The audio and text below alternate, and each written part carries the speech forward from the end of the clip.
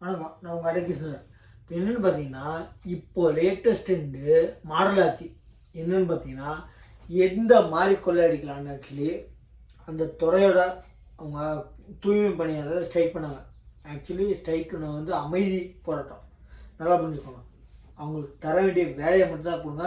எனக்கு சிஎம் பதவி கொடுங்க, இல்லை மந்திரி பதவி கொடுங்க, இல்லை எம்எல்ஏ பதவி கொடுங்க, இல்லை உங்கள் வீட்டில் எனக்கு ஒரு தனியாக ஒரு வீடியோ கொடுங்கன்னு கேட்கல. நான் பார்த்துருந்த வேலையை தூய்மை பணியாளர் வேலையை பர்மனெண்ட் பண்ணுங்கள், இல்லை இதே டெம்ப்ரரி இத்தனை நாளைக்குள்ள ஒரு கேரண்டி கொடுங்க, எனக்கு சம்பளமாச்சும் கேரண்டி கொடுங்க. ஒன்றும் இல்லை, சேகர் பாபு வர்றாரு, உங்களை ஒட்டு மொத்தமாக ப்ரைவேட்டுக்கு விற்றுட்டோம் அப்படின்னா விற்கிறதுக்கு அவங்க காரணம் என்ன சொல்கிற கார் பஸ் அங்கே விற்கிறதுக்கு. அது ஆக்சுவலி அவங்க கேட்குறது நியாயம் இருந்தாங்க. இந்த தூய்மை பணியாளர் எங்களுக்குன்னு ஒரு டிபார்ட்மெண்ட் இருக்குல்ல, தூய்மை பணியாளர் டிபார்ட்மெண்ட்டு, அதுக்குன்னு ஒரு மினிஸ்டர் இருக்கார், கேன்னு சொல்கிறாங்க. அவங்க எங்கே போயிட்டார்? அவர் வர சொல்கிறதுக்கு என்ன? ஏன் சேகர் பாபு அனுப்புகிறீங்க? சேகர் பாபு இந்த டிபார்ட்மெண்ட்டே இல்லை, இந்த துறையோட மினிஸ்டர் இல்லை. எல்லாருமே சொல்கிறாங்க சேகர் பாபுவும் மேயரும் பண்ணுற ஆட்டோ கொஞ்சம் சொல்ல வீடியோ 2-3 வீடியோ பாருங்க. ஆக்சுவலி உங்களுக்கு டைம் வந்துருச்சு. அவங்களுக்கு ஆக்சுவலி பொதுமக்களுக்கு தெரியும், வாஷ் அவுட்டு பெரிய பெரிய ஆளுங்கள்லாம் வீட்டில் உட்கார வச்சாங்க எலெக்ஷன் டைமில். அதே மாதிரி இப்போது இவங்க பண்ணுற வேலைகளில் நான் உட்கார வைங்கன்னு சொல்ல, நீங்கள் பண்ணுற வேலைகளில் கண்டிப்பாக பண்ணுவாங்க. 2024 எலெக்ஷனில் ரிசல்ட்டு இப்போயே தெரிஞ்சு போச்சு. அந்த அளவுக்கு என்ன எல்லோரும் இப்போ கோர்ட்டை கொடுத்து சொல்கிறாங்க, அவங்க அப்புறப்படுத்துங்கன்னு சொன்னாங்க. அதாவது டோட்டலாக அவங்க வந்து போராடுறீங்க, உங்கள் உரிமையை போராட தப்புன்னு சொல்லலை, போராடுற முறை தான் தப்பு. ஆக்சுவலி போராடுற முறை கூட இல்லை, இடம் தான் தப்புன்னு இருக்காங்க. நல்லா புரிஞ்சுக்கோங்க. மெட்ராஸ் ஹைகோர்ட்டு நீங்கள் போராட்டம் பண்ணுற இடம் பொதுமக்களுக்கு, ஆக்சுவலி உங்களை மாதிரி ஆளுங்களுக்கு, உயிருள்ள ஜீவனுக்கு, உங்களை மாதிரி ஆளுங்களுக்கு இடைஞ்சலாக இருக்குது. அதாவது நீங்கள் போராட்டம் பண்ணுறதுனால மற்றவங்களுக்கு இடைஞ்சலாக இருக்கு அப்படின்னு இருக்காங்க. அந்த ஒரே ஒரு காரணத்தை வச்சு கோர்ட்டு மேலே பிள்ளை தூக்கி போட்டாங்க. யார்? ஆளுங்கட்சி. நான் எந்த கட்சின்னு சொல்ல, ஆளுங்கட்சி. அது நீங்கள் என்ன நினச்சிக்கோங்க. கோர்ட்டு மேலே பழைய தூக்கி விட்டு அவங்க தான் அப்புறப்படுத்த சொன்னாங்க. ஆமாங்க சொன்னாங்க. என்ன சொன்னாங்க? அவங்க சொல்கிறத மட்டும் ஃபுல்லாக எடுக்க மாட்டீங்க, உங்களுக்கு வேணுங்கிறத மட்டும் கட் ஷார்ட் பண்ணி எடுக்கிறதுக்கு நீங்கள் ஒன்றும் ஆப்போசிட் வக்கீல்ல நீங்கள் ஜெயிக்க வந்த கேஸுக்கு வந்து ஜெயிக்க ஆப்போசிட் பண்ண வக்கீலுன்னா என்னென்ன வேணுமோ அந்த ஆக்சுவலி கற்பழிப்புன்னு சொன்னால் அதுக்கு முன்னாடி பின்னாடி வேர்டு பார்க்கணும்.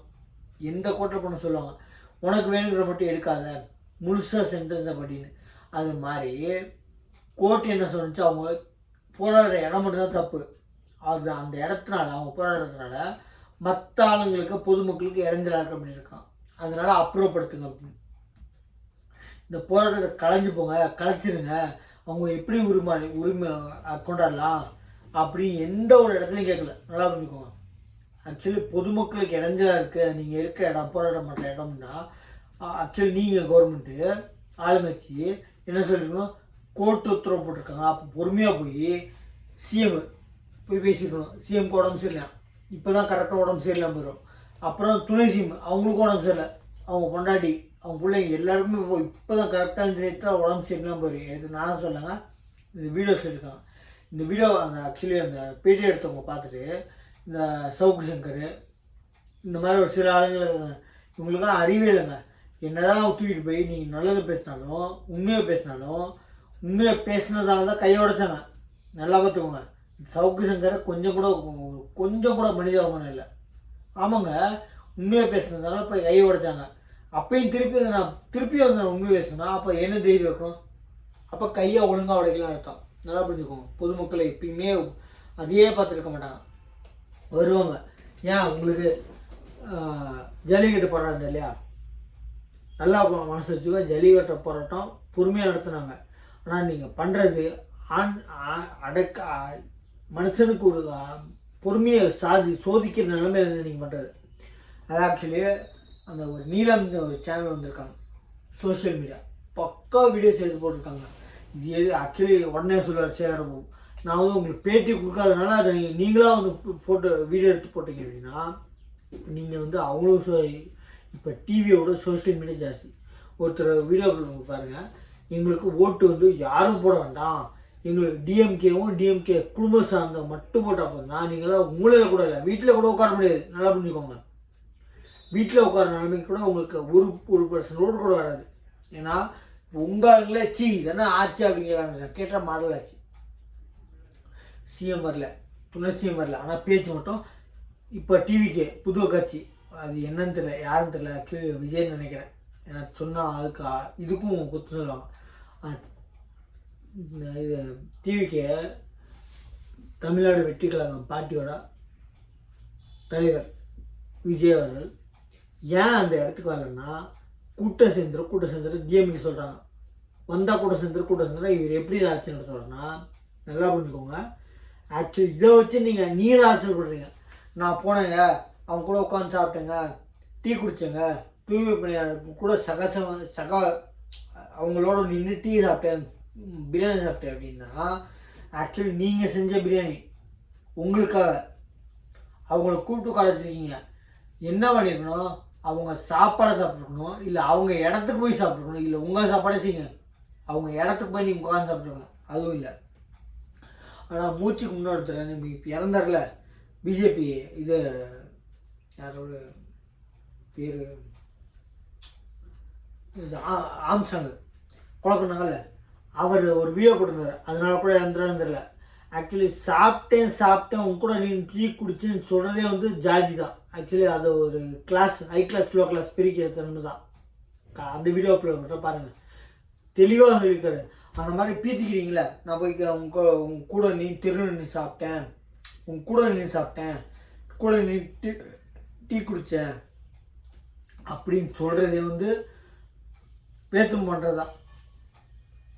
மனுஷன் கூட நீ சாப்பிட்றதே நீங்கள் பெருமையாக சொல்கிறீங்கன்னா, எங்கே சார் ஆட்சி இருக்குது, ஆட்சி மாடல் ஆட்சி. நீங்கள் வேலை பண்ண சொன்னீங்கன்னா மாடல் ஆட்சி. நீங்கள் பண்ணுறதே வந்து நான் இதுதான் ஆட்சி பண்ணுறேன்னா, சாப்பிட போகிறதும் சைக்கிளிங் போகிறதும் டீ குடிக்கிறதும் ஆட்சியா?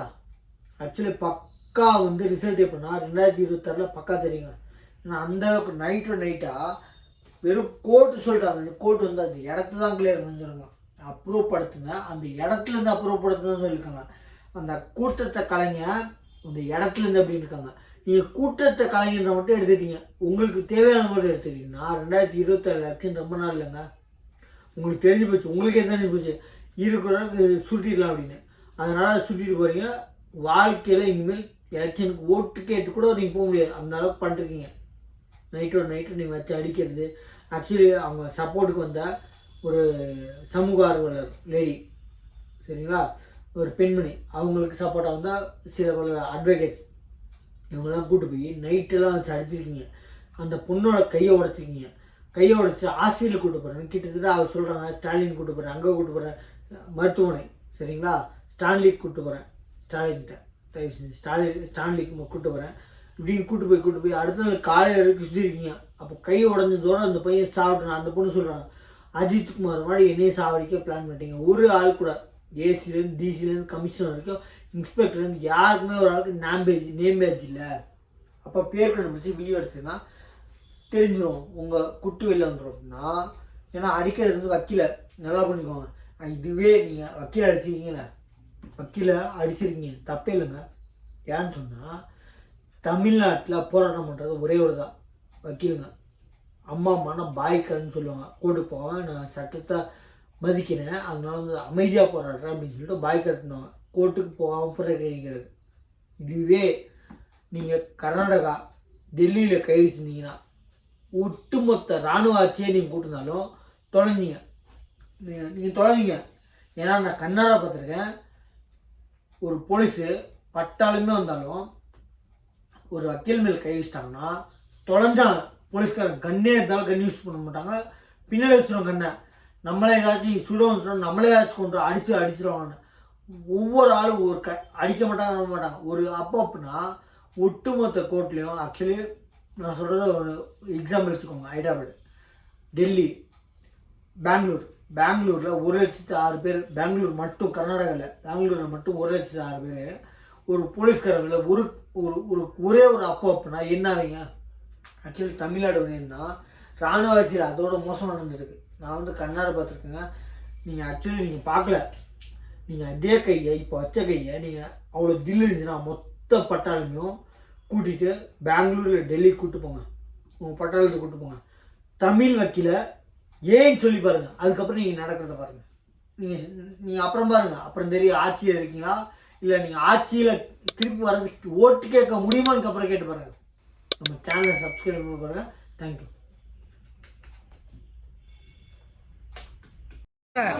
நாங்க ஜென்ஸு நாங்க ஏறோம்னா நான் ஏறும் போது என்ன பண்ணேன், 2 பேரும் தள்ளேன். நான் இல்லை நான் ஏறல மாட்டேன்னு சொல்லிட்டு என்னை தூக்கிட்டு இந்த போலீஸ் அவனுக்கு கண்டடிக்கிறான் இவனுக்கு கண்டடிக்கிறான். என் 2 தொடையில அடிக்கிறானுங்க.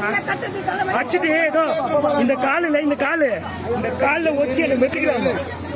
என்னை மெத்திக்கிறாங்கண்ணா போலீஸ்காரு நாங்க விட மாட்டேன் எல்லாம்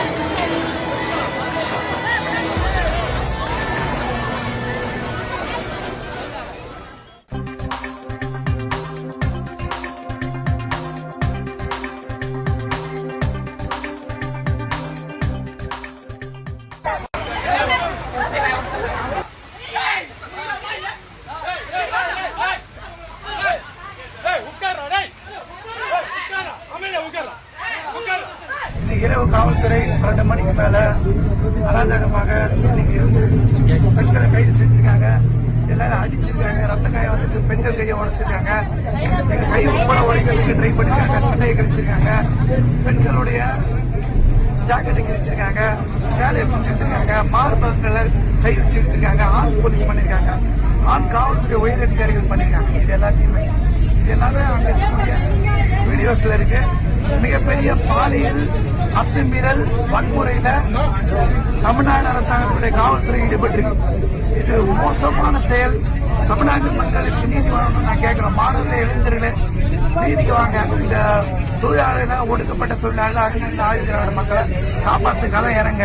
நாங்க தொடருவோம். எங்களை அடிச்சாலும் எங்களுக்கு என்ன நடந்தாலும் எங்க போராட்டத்தை முடிக்க தொடருவோம். தாக்கப்பட்டவங்களை